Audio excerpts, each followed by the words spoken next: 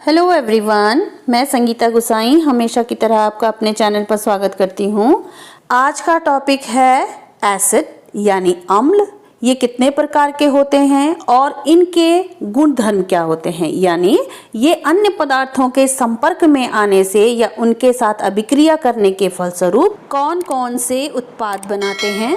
साथ में हम ये भी जान लेंगे कि इस वीडियो के अंत तक हम किन किन प्रश्नों के उत्तर दे सकेंगे, अर्थात जो एग्ज़ाम में प्रश्न आते हैं वो इस वीडियो के अंदर कौन कौन से कवर होते हैं। तो पहला तो जैसे टॉपिक है कि अम्ल क्या है, अम्ल कितने प्रकार के होते हैं। दूसरा है दुर्बल या प्राकृतिक अम्ल क्या है, उनके उदाहरण दीजिए।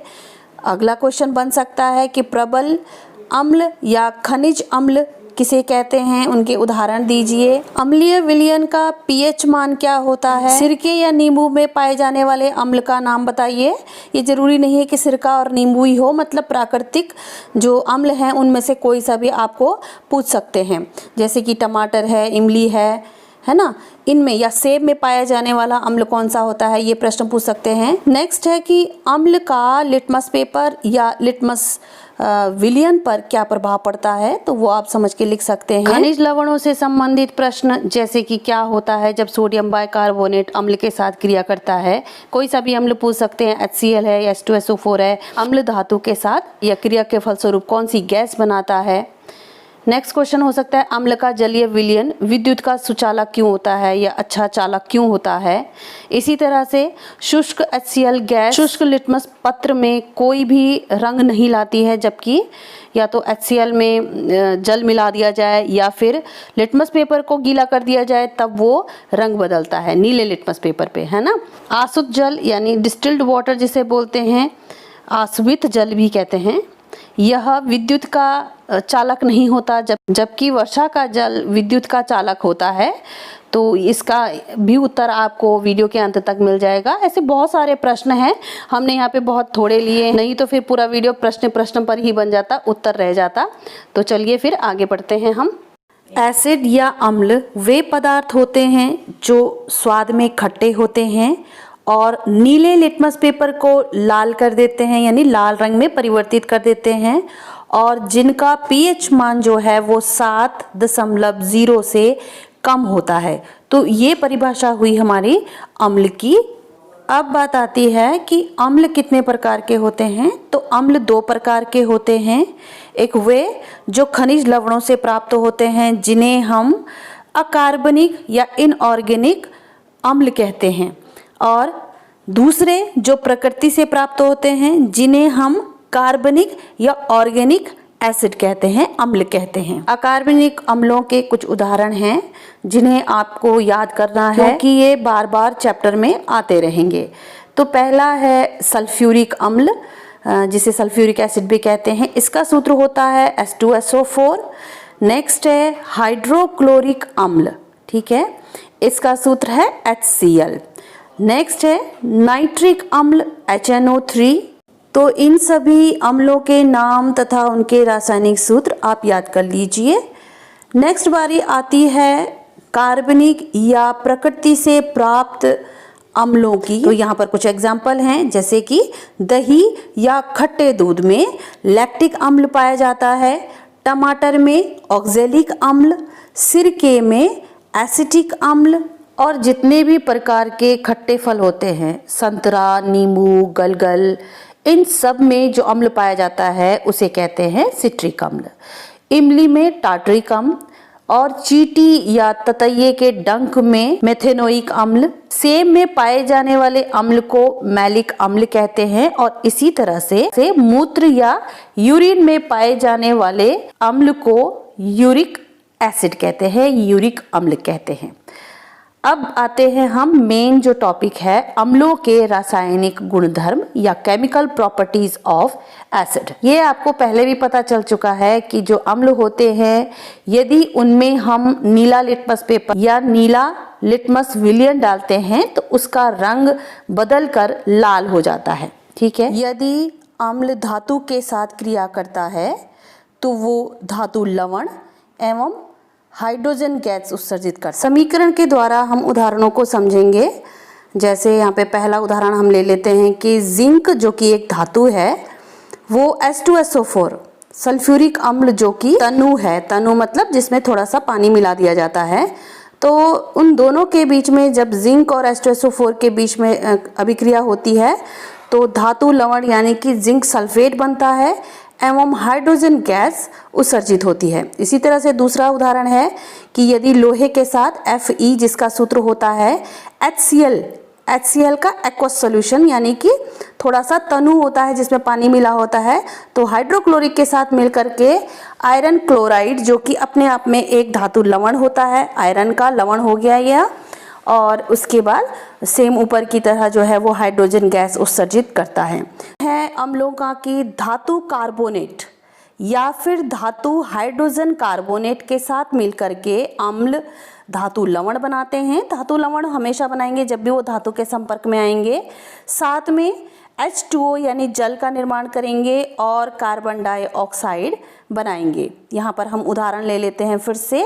सोडियम कार्बोनेट वो अपने आप में सोडियम का कार्बोनेट है यानी धातु कार्बोनेट है, उसमें जब HCl मिला जाता है हाइड्रोक्लोरिक अम्ल जो कि अपने आप में तनु है, तो फिर उसके बाद क्या बनाता है NaCl सोडियम क्लोराइड जो साधारण नमक भी होता है और जल एवं कार्बन डाइऑक्साइड का निर्माण करता है। ये तो उदाहरण हो गया धातु कार्बोनेट का। अब हम पढ़ लेते हैं धातु हाइड्रोजन कार्बोनेट यानी सोडियम हाइड्रोजन कार्बोनेट NaHCO3।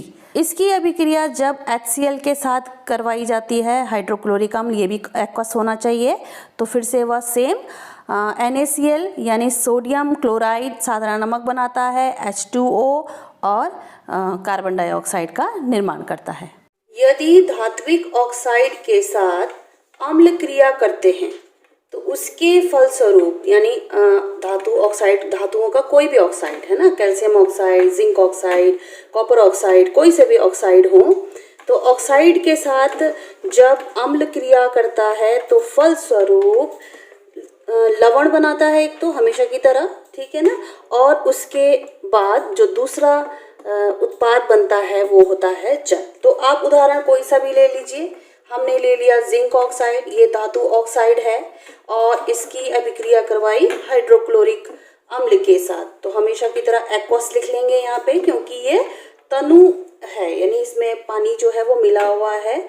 इसके फलस्वरूप क्या बनाएगा ये जिंक क्लोराइड बनाएगा, ठीक है, ये लवण हो गया और फिर उसके बाद जो नेक्स्ट प्रोडक्ट है वो बनेगा जल। इसी तरह से इसी सेम धातु ऑक्साइड यानी जिंक ऑक्साइड का दूसरे अम्ल के साथ H2SO4 सल्फ्यूरिक अम्ल के साथ अभिक्रिया करते हैं, उसके बाद बनता है ZnSO4 है ना, जिंक सल्फेट, और ये फिर जल बनेगा, ठीक है, ये लिक्विड में आप कह सकते हो, ठीक है जी। तो हमेशा आपने याद रखना है कि जब भी धातु ऑक्साइड अम्ल के साथ क्रिया करता है तो इसी धातु का यानी जिस धातु का धातु ऑक्साइड होता है उसी का लवण बनाता है और साथ में जल का निर्माण करता है।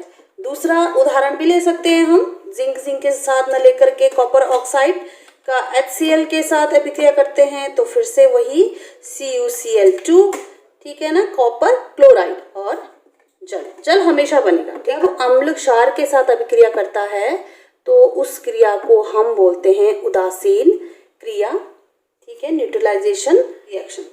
तो यहाँ पर अम्ल जो है वो क्षार के साथ क्रिया करने के बाद लवण और जल बनाता है, ठीक। अब इसके उदाहरण ले लेते हैं हम, ठीक है, कोई सा भी क्षार ले लो आप, KOH पोटेशियम हाइड्रोक्साइड और H2SO4 ले लेते हैं, सल्फ्यूरिक अम्ल है ना, ये अम्ल हो गया, ये क्षार हो गया, आगे पीछे हो गया इसका, कोई बात नहीं।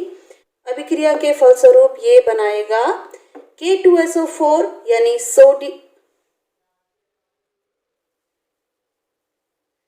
यानी पोटेशियम सल्फेट और जल H2O, ठीक है। एक और उदाहरण लेंगे हम, सोडियम हाइड्रोक्साइड, ऊपर वाला पोटेशियम हाइड्रोक्साइड है और ये नीचे वाला उदाहरण सोडियम हाइड्रोक्साइड है। इसका अभिक्रिया HCl हाइड्रोक्लोरिक के साथ, ये एक्वस लिखना मत भूलना, उसके फलस्वरूप क्या बनेगा NaCl, ये बन गया सोडियम क्लोराइड जिसको कि हम क्या कहते हैं, साधारण नमक भी कहते हैं, और फिर H2O। तो ये 5 लक्षण हो गए। अगला जो गुण है वह है संक्षारित प्रकृति, यानी अम्ल जो है बहुत ज़्यादा तीव्र होते हैं।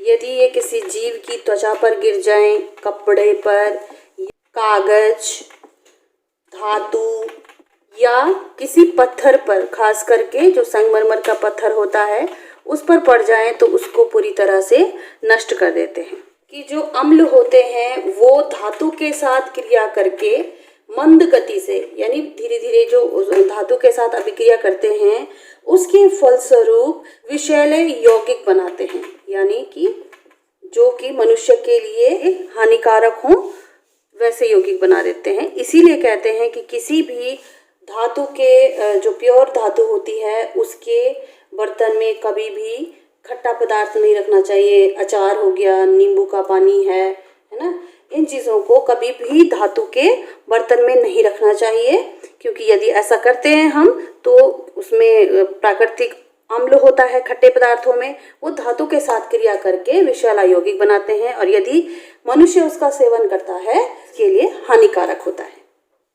अगला है अम्लों का विलयन रूप। ये सभी प्रकार के अम्ल को, कोई भी अम्ल हो उसे जल में मिलाया जाए या जल का विलयन बनाया जाए यदि उसका, तो वह हाइड्रोजन आयन मुक्त करता है।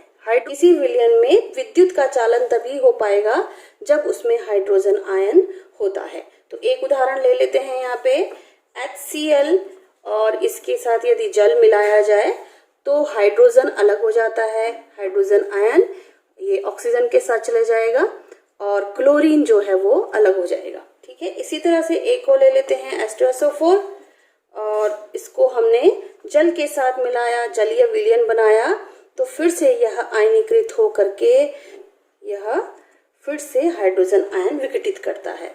ये जो लास्ट के 3 क्वेश्चन हैं वो सारे ही हाइड्रोजन आयन पर आधारित है कि विद्युत का चालक तभी हो पाता है अम्ल जब उसमें जल मिलाया जाता है, क्योंकि उसमें हाइड्रोजन आयन विमुक्त होते हैं, मुक्त हो जाते हैं।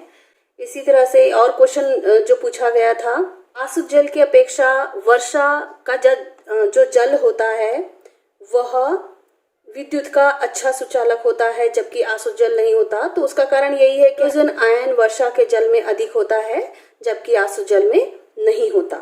एक और क्वेश्चन था कि यदि शुष्क HCl गैस को और सूखे यानी ड्राई लिटमस पेपर के साथ मिलाया जाए तो उसमें रंग क्यों नहीं देता। उसका कारण भी हाइड्रोजन आयन ही है। जब उसमें जल मिलाया जाएगा, यानी दोनों में से, या तो लिटमस पेपर या फिर अम्ल, इन दोनों में से एक पर हाइड्रोजन आयन होना जरूरी है, और वो तभी होगा जब उसमें वो गीला होगा, यानी वो किसी विलयन के संपर्क में आएगा। तो इस तरह से आपके ये सारे जो अम्ल के लक्षण हैं वो पूरे होते हैं, और जो दिए गए प्रश्न थे उनके उत्तर अब तक आपको मिल गए होंगे। यदि आपको ये वीडियो पसंद आया हो तो चैनल को सब्सक्राइब कीजिएगा, वीडियो को लाइक, कमेंट एंड शेयर जरूर कीजिएगा। Thank you.